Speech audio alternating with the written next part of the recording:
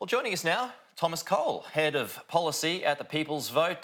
Thomas, good morning to you. He joins us on Skype at the moment. Can you help us understand what's going on in London? It's hard to keep up at the moment, but what's your view of the latest developments in the last 20 minutes or so? Well, first of all, thanks a lot for having me on, and good morning to you. It's obviously night time here. It's been a pretty eventful last 24 hours in the British Parliament. We've had a situation where yesterday MPs from across the political spectrum took the decision to take back control of the legislative agenda, pushing through legislation today. Still needs to go through the upper house in the UK, the House of Lords, calling for an extension of the Article 50 Brexit negotiation process until the 31st of January, if certain conditions aren't met. To try out smarting MPs, Boris Johnson, the new PM, he's only been Prime Minister now for not even 6 weeks, tried calling a general election. In order to do that in the UK, we have general elections every 5 years. If you want to call an early general election, you need a two-thirds majority, and he fell well short of that. So that's essentially where we are. Brexit, once again, being the ongoing saga, the ongoing mess, which has become now 3.25 years on from the vote in 2016. So is Boris Johnson's bid for an early election, I know it just died a short time ago, but is it over, or can that be resurrected?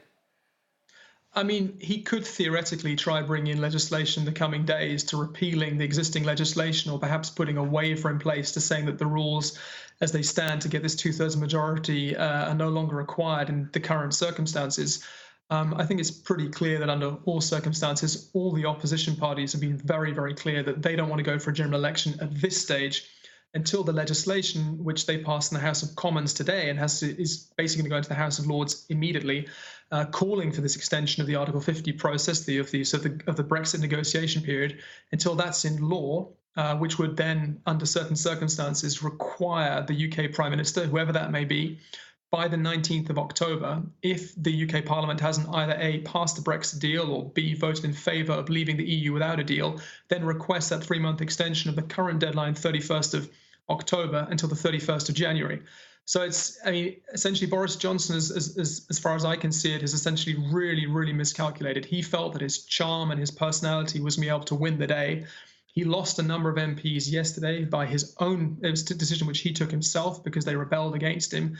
He's now in a position where he's on a minority of minus 43. He hasn't even got a majority anymore. And as far as the organisation which I work for, the People's Vote campaign, when it comes to Brexit, we've been saying now for some time that where it was the British people who started this Brexit process 3.25 years ago, they should also be the ones to end this process too, to be able to use the same mechanism which we used to start the process to end the process as well. And all the Brexit promises which were made in the 2016 referendum, they aren't being realised. We're not seeing these spanking new trade deals coming on hand. We're not seeing amazing new economic growth. In fact, the UK economy shrunk in Q2. And if all the projections, or the latest projections to be believed, in Q3 we'll have further economic turmoil, leading potentially to a technical recession in the UK. So it's a complete and total mess. But there is a way out of this, and as far as we're concerned, it should go back to the people. But it's a mess because Brexit hasn't been able to get through, right? So what the people voted on was to leave the European Union, but that hasn't happened yet, which is why there is so much turmoil. So wouldn't you agree that that needs to be sorted out, and then those initial promises would probably come through?